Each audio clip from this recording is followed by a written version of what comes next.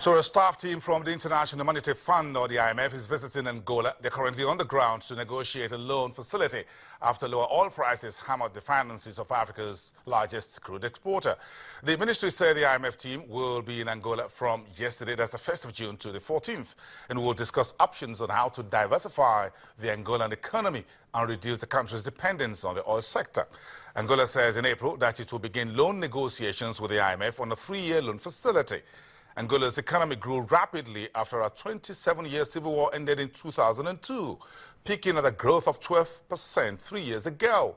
But a sharp decline in oil prices has sapped dollars inflows, dented the country's local currency called the Kwanza, and prompted heavy government borrowings. We're back to the world of oil. Energy ministers from OPEC are gathered in Vienna today for their regular discussions on oil prices and output ceiling among member states. They have a problem, however. Crude oil prices too low for their comfort. In the past, OPEC has taken actions in similar circumstances, cutting production in an attempt to drive prices higher. But in the current episode of relatively bottom barrel oil prices, OPEC has been unable to agree on any form of action. Here is OPEC's problem. Oil is now trading at about $50 a barrel for Brent crude. The current prices is well up from the lows it hit in January, about $27 a barrel, but that's not enough to solve the problems of the OPEC members. Let's have a bit of a chat with the head of research at Financial Derivatives Company here in Lagos, Damilola Akimbami. Thank you very much for coming through via Skype. Good afternoon. Lunchtime in Lagos, isn't it? Yes, have you had lunch? No, I haven't had lunch. You haven't had lunch? Not yet. Perhaps you should have it before the OPEC folks start the acrimonious meeting and you get to spoil your appetite for lunch. So, what are you thinking since it's lunchtime and those folks are having these discussions in Vienna? I'm sure it's a bit past lunchtime now in Europe, about 20 minutes to 3 o'clock in the afternoon. What do we know at the moment? Do you think Iran and Saudi Arabia will keep fighting in the room? Or will they be able to come together to some reasonable consensus on what we should do with output among member countries? Well, right now, the thing is both parties, the key major players at play here, that's Saudi and Iran, they have two different things that are all pursuing. Iran wants to try and ramp up its production share, while Saudi Arabia is also trying to ensure that everything, especially with the new minister on ground, is trying to send a signal to the markets that there's still unity within the organization. So right now, the Saudi minister is actually hinting at a possible production target. Meanwhile, Iran is saying if at all that's going to happen, it should actually be an individual quota for each country. Now, while they're going back and forth at this, what is more important, even if there's a possibility of an introduction or a reintroduction of a production target that was scrapped in December, it's more of implementation. And coming from Iran's point of view, it's actually easier to monitor that all countries stick to their quotas if each country has an individual quota rather than if there's a group quota. But like I said, the jury is out on what they're going to decide upon. And again, there's also talks about whether there's going to be a production ceiling or what have you because of where oil prices are right now. But let's even bear in mind that right prices at $49.50 is not because of a rebalancing, because that's what the Saudi minister was saying. It's not because of a rebalancing. It's actually more about the supply disruptions that are occurring in Canada, in Nigeria, in Venezuela. So right now, it will be interesting to see what's going to happen or what the outcome would be, but it's unlikely for there to be any output freeze. Yes, this is a kind of a product, crude oil, that benefits from problems when it happens in your backyard, Nigeria, for example. So the question is this.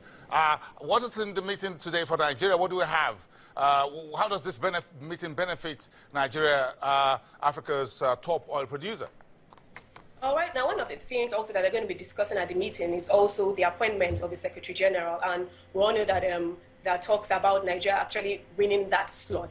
And if that happens, yeah, it's okay. It's not going to have any significant impact on the markets. It's actually going to be neutral if Nigeria ends up winning the nomination. What it just gives us maybe some negotiation power, but Nigeria is not one of the major players, so I'm not too keen on that. But aside from that, whatever the outcome of the meeting is, let's even assume there's a production quota or what have you. Nigeria's issues are actually more severe, and that's because of the attacks going on in Niger Delta. So even if prices continue to increase, there are two factors at play. There's price and production. So even if you have prices going to $50, $55, the fact that your production is way below 1.5 million barrels, it's way below even our budget benchmark. So it's not going to have any impact on revenue. So I think Nigeria actually has a lot to worry about right now. We need to find how to stop the insurgency, how to ramp up our production,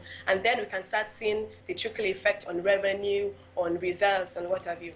In other words, in summary, Damilola, it's less about who is the president or the secretary general of OPEC.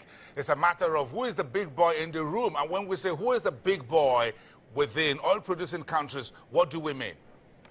Well, the big boys in the room, we are looking at Saudi and Iran. That are the two major players, and they're the ones that are headlocked right now. So both countries have to actually come to an agreement. There has to be, and for any decision to be made, there has to be a consensus amongst all the members. But Nigeria is about the 7th largest country. So irrespective of whatever happens, yes, if oil prices increase or whatever decision happens or is made, if it has any positive impact on oil prices, other countries are going to start benefiting immediately. But Nigeria still needs to address its production shortfall. So we need to clean our own backyard, as it were, put our own house in order. Exactly. Exactly. Go have your lunch. Thank you. Damilola Akibami, thank you very much for spending those few great moments with us, taking us through some of the OPEC meeting decisions today and what is in the baskets or in the barrel for Nigeria. Let's step over to Ghana, where the country is expecting to produce 2.7 million ounces of gold this year. That's down marginally on the previous year as new production offsets a decline in output due to lower global gold prices and aging mines in the country, formerly known as Gold Coast. The bullion is the single biggest revenue earner for the West African commodities exporter, which is following a 3-year aid deal with the IMF to restore its fiscal balance. As the Islamic holy month of Ramadan approaches, shoppers in Cairo, Egypt, are keeping away from popular markets, complaining of unaffordable prices. Instead, they head to state supply outlets to avoid the high prices in the popular markets. Each year, Muslims in Egypt stock up on food supplies and Ramadan treats in the days and weeks before the holy month, which is expected this year to begin in the first week of June. But in the run-up to this year's holy fasting month, many Egyptians say they are struggling to buy the usual goods that are found on the Ramadan iftar table. The prices have increased, of course, because the dollar is up and most of the products are imported. So the prices are higher than last year. Things are expensive, to be honest. What should those who have children do? Things are expensive. At 126 and 127 Egyptian pounds, what can we buy? What can we afford? A bag of ice? Products should be less expensive, so those who have children can afford to buy them. While private markets were quiet, it was an altogether different scene at a state-subsidized Ramadan market. Crowds of shoppers jostled to gain access to the shopping event where many were keen to bargain. Island Ramadan, the governmental initiative to provide shoppers with affordable Ramadan supplies, is organized by the Supply Ministry. We were completely prepared for the month of Ramadan. Firstly, there was a plan that included that there be strategic reserves for all of the food supplies of meats, chicken, fish, vegetables, legumes, fruits, and even the Ramadan supplies, and we started pumping them in all of the supply outlets and the wholesale markets and the mobile markets in all of the governorates at prices much more discounted than the markets. The state-subsidized market is open for 10 days until June the 3rd. Now, the market closes tomorrow. For those who hit by that would have to get into the government stores to get them at discounted prices. That's in Egypt. When we come back, Treasury auctions billions of naira taken off the market yesterday by Nigeria's financial regulator. How the market, fixed income, debt instruments are shaping up today. This is the trading day. Look at the ticker tip there on your TV screen. You can follow through via the FMDQ. That's what is coming next after the break.